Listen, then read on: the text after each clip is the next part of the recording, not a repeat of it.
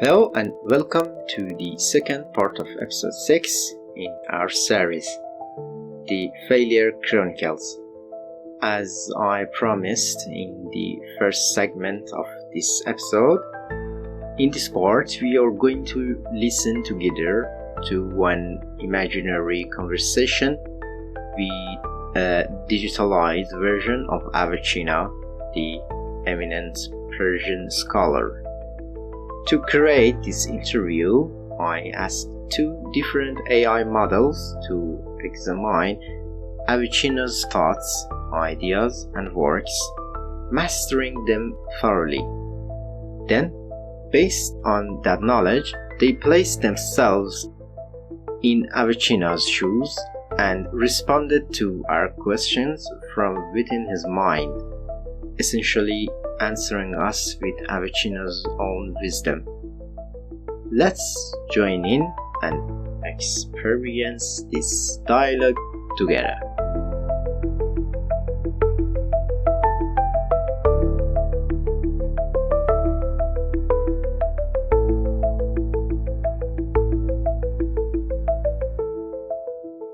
Greeting, Great Master. Tell me, where does all the evil in the world come from? Greetings, seeker of knowledge. Evil in the world arises from two principal sources. First, the imperfections and limitations inherent in created beings. Second, the wrongful actions and choices of human beings. These imperfections and limitations are part of the nature of the material world. Every creature in this world has boundaries and deficiencies that are inevitable because of their material constitution. Such defects can produce natural evils, illnesses, earthquakes, and other disasters. But another portion of evil comes from the wrongful acts and choices of people. Humans, gifted with free will, can choose courses of action that bring harm to themselves and others. Moral evils are the consequence of the misuse of human freedom. Therefore, evil in the world stems both from the intrinsic limits of created things and from human wrongdoing. Still, one must remember that such evils are small compared with the good that exists, and the ultimate purpose of creation is the attainment of perfection and felicity. Mr. Avicenna, does faith exist? Yes, fate exists. Fate signifies the knowledge and will of God over all things. God, as creator and sustainer, is aware of all affairs, and his will governs everything. Yet divine fate does not mean absolute compulsion. Humans possess choice and will. They can choose between good and evil. God's knowledge of human actions does not force humans to perform them. Rather, through his infinite knowledge, God knows in advance what choices humans will make. Thus, divine fate and human free will are not in conflict. Humans, by virtue of free will, are responsible for their actions and can, by choosing rightly, attain perfection and happiness. Divine providence guides and directs toward good, but it is humans who determine the course of their lives by their choices. Why is life so uneven?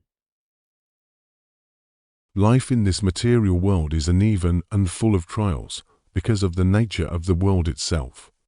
These inequalities and hardships are part of the divine test through which humans must pass to reach perfection and felicity.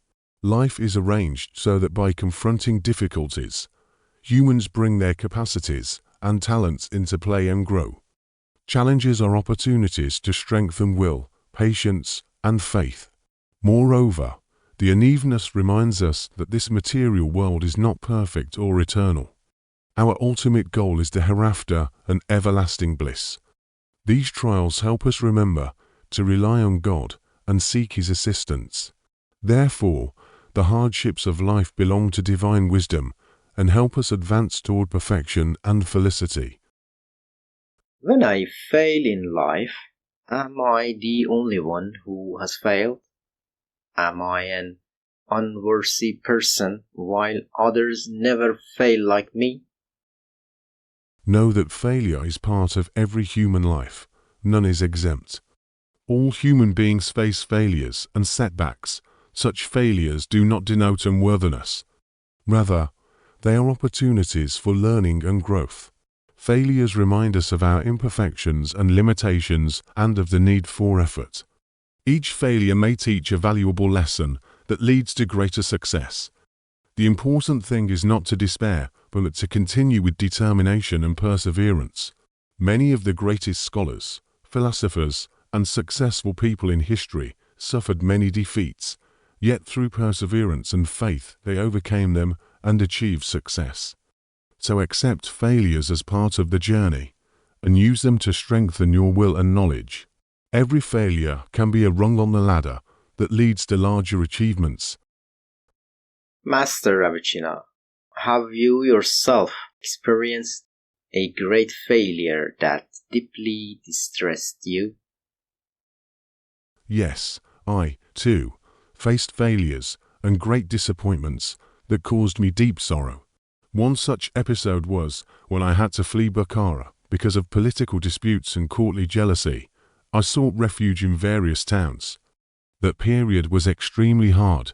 I lost my position and security and was separated from family and friends. During my stay in Hamadan, due to conflicts with certain courtiers and rulers, I was imprisoned several times and endured much pressure.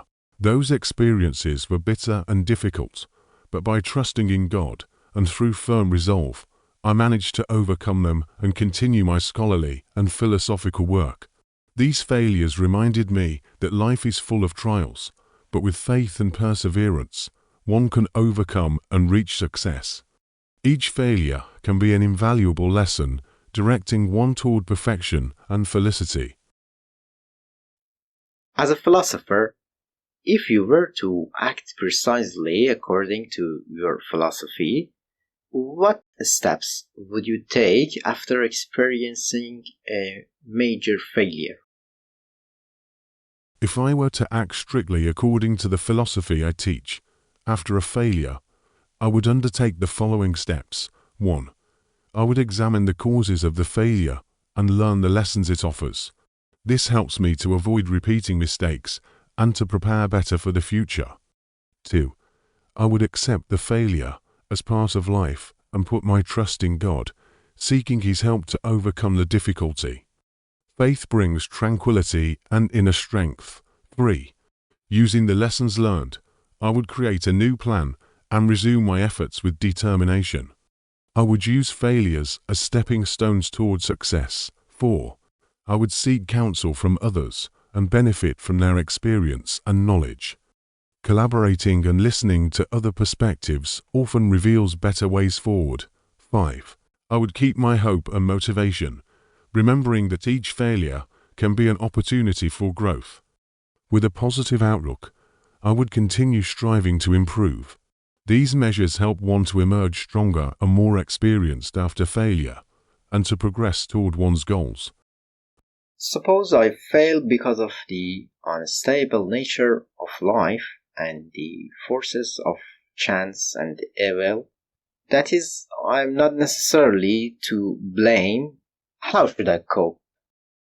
If you suffer failure due to life's instability and external evils, and you feel at fault or not, you can cope in these ways. 1. Begin by accepting responsibility for any part you played. Accepting responsibility allows you to stop blaming and to look for solutions. 2. Study the causes and factors that led to the failure and learn from them. 3. If the failure arose from wrongful deeds, turn to God in repentance and correct your behavior. Repentance brings inner peace and relief. 4. Based on lessons learned, make new plans and resume effort. Use failure as a stair to reach success. 5. Keep hope and maintain a positive outlook. Every failure can be an opportunity for growth.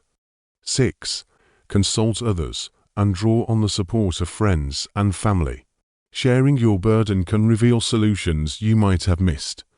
These steps will help you to carry on stronger and closer to your objectives.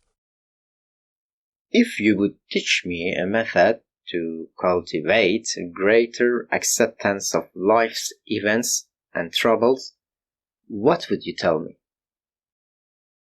Accepting life's events and hardships requires practice and strengthening of the spirit and mind.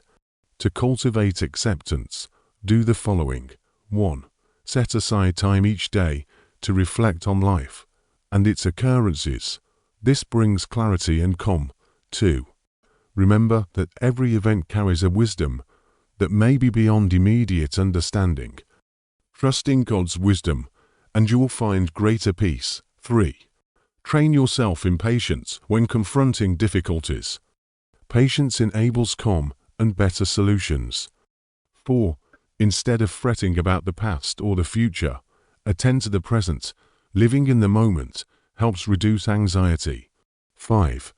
Bear in mind that humans have limits and imperfections. Accepting them fosters compassion for oneself and others and lowers unrealistic expectations. 6. Each day, be thankful for your blessings. Gratitude helps cultivate a positive outlook and makes negative events easier to accept. 7. Treat problems as opportunities for learning and growth. Each hardship may teach you how to become stronger and wiser. 8. Rely on friends and family for advice and emotional support. Speaking with others can help you cope.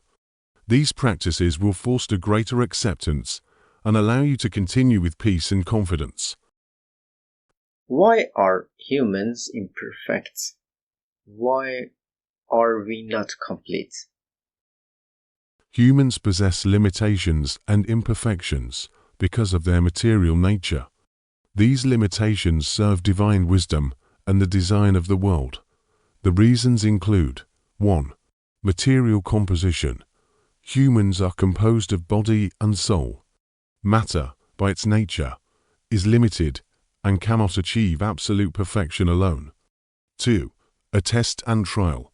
This world is a realm of trial. Limitations are part of that test. They give humans a chance to strive for perfection through effort. 3. Growth and development. Imperfections motivate growth and improvement. If humans were already perfect, there would be no need for striving. 4.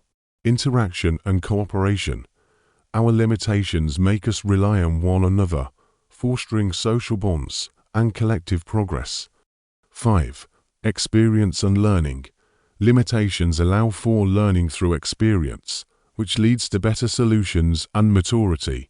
Thus, limitations are part of divine wisdom, providing humans opportunities to strive, learn, and attain higher states of perfection. Master Avicenna, what meaning did you find in your own life, and what aims guided you? The meaning of my life lies in the pursuit of truth and knowledge. From childhood, I sought a deeper understanding of the universe and its laws. That quest drew me into many disciplines: philosophy, medicine, mathematics, and astronomy. My aims in life included: 1. Acquiring knowledge and wisdom. My primary aim was to pursue knowledge and wisdom. I believed that a deeper comprehension of the world and its laws leads to perfection and felicity. Thus, I dedicated my life to studying and research across the sciences. 2. Serving humanity. I aim to serve humankind through knowledge and medical skill.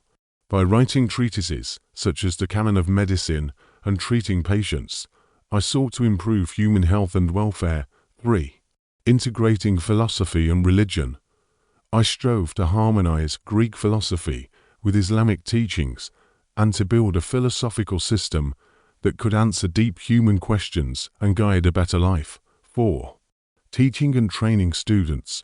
One of my important aims was to educate and mentor pupils so that knowledge would pass to the next generations and continue to spread. 5. Research and innovation. I pursued inquiry and innovation in various sciences to reach discoveries and expand human knowledge. These aims gave me motivation and direction, guiding me on the path of truth-seeking and service to humanity. Thank you for your answers, great sage. As a final request, please choose a direct quote from your writings that might comfort a wounded, defeated person. I am glad to have answered your questions, Seeker. For the healing of a heart broken by failure and despair, I select this passage from the Book of Healing All Shif. Greater than man must know that every hardship and trial he faces is an opportunity for growth and refinement. Just as gold is purified by fire, so too does the human being reach perfection through adversity. After every fall, rise again with a stronger will and firmer faith, and know that God is always with you. Let these words remind you that every failure can become a chance for growth, and that with faith and resolve, one can overcome all difficulties.